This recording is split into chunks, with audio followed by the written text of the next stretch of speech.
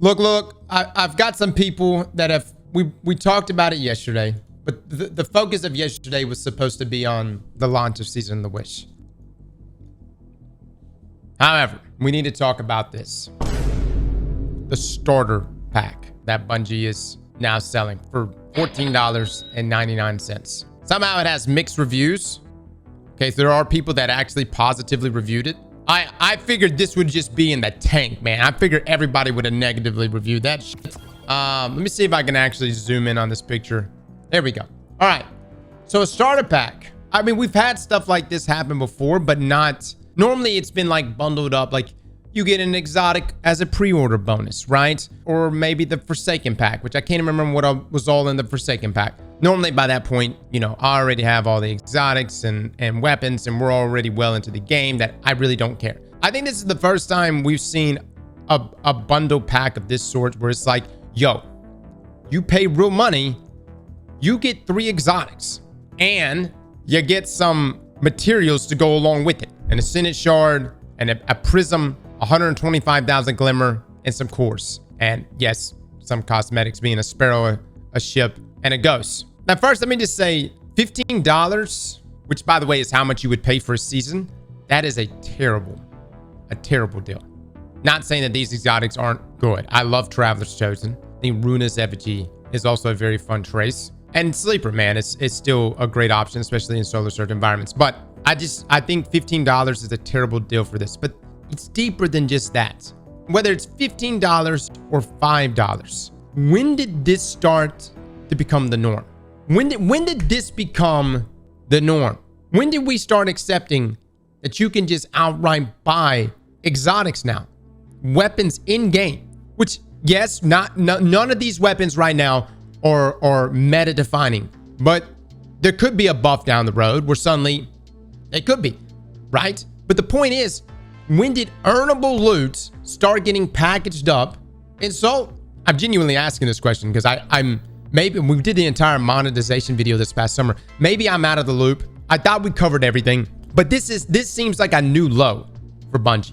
Let me also, things have changed over the years, right? From when these exotics were first given to us and how you obtained them then and how you obtain them now. Question: how do you obtain Ruinous Effigy, Traveler's Chosen, and Sleeper Simulant now? Besides, of course, just outright buying the damn weapons. How do you obtain them in game now?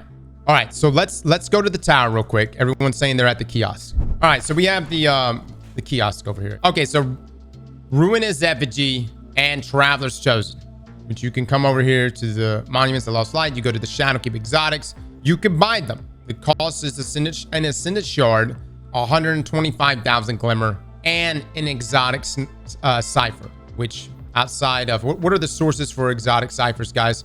We have them in our Season Pass, don't we? There we go. We've got them, and it's in the free track for our Season Pass to rank 55 here. You can also get 1 per week from Xur. So they are a bit grindy, right? Let me see where Sleeper is. Sleeper is over here in the Red War Exotics. Same costs, right? Exotic Cipher, Glimmer, and Ascendant Shard.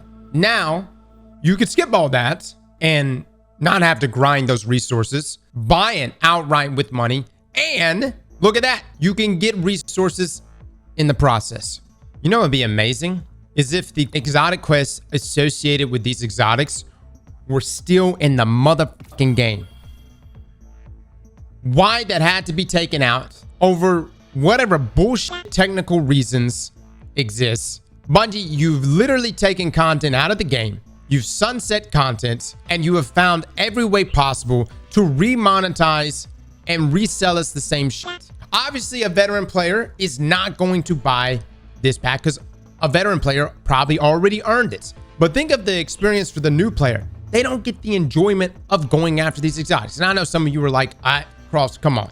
Was it really that enjoyable? Was Sleeper Quest really that fun?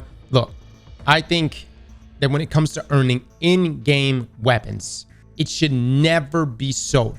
I think pre-order exotics was already walking that fine line. You know, you pre-order Lightfall, you got Quicksilver Storm. You pre-ordered the Final Shape, you got the damn Fusion Rifle. It was already walking that line. But I was like, all right, pre-order bonuses. But when you start packaging up weapons and selling those weapons. How are we not calling it as it should be called? I mean, it is quite clearly pay to win.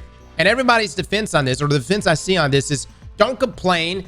Let people spend money how they want to spend. Listen, you want to go out and drop all your money on hookers? No one's going to give a okay? Maybe your family will. But the thing is, as a gamer, we share this family, right? We are as a community, a family. And this is something that is terrible for everyone. It's especially terrible for the new light player, or the new player that's trying to get on. As much of an issue as just onboarding players as it is, when they look and they see what they need to buy, this is terrible. This is some mobile game bullshit, which Destiny is not. And there seems to be a common denominator here, which is, sunsetting, and then of course greed, right? Sunsetting and greed. The question is, how much of sunsetting existed because of greed? Does sunsetting actually exist because of the technical limitations that Destiny 2 face? Or was it because Bungie was they had a long-term plan to try to find ways in which they could chop things up and sell it back and extend content? I don't know who the fuck is making these decisions at Bungie, but I mean, it's definitely leadership. But this is just terrible marketing, terrible planning. I guarantee you this pack right here is not going to make that much money. It's going to net some money, but it is not going to make that much money. It is not a game changer. And instead of taking the short-term approach of, let me just make this little bit amount, let me milk this player for a little more, why not take the long-term approach where you onboard players for the long run? You make that process better for them. You give them rewarding gaming experiences and not just temporary ones, and not situations right here where you could just outright pay for exotics. There, you said it, Aztecross. It's not going to make a lot of money, so why care? I care because call me old school. The kind of gamer that I am and the kind of gamer we were growing up was, we actually had to earn our fucking shit within a fucking game. Okay? It's a merit-based system. You earn the shit in game. You didn't fucking pay for it. Anybody comes out there and starts flexing their pay-to-win bullshit. Skins is one thing. It's like cosmetics we can look past. But actually earning the gear, earning the fucking weapons, that means something. And I keep bringing up RuneScape all the time. But merit meant something. That's why we care.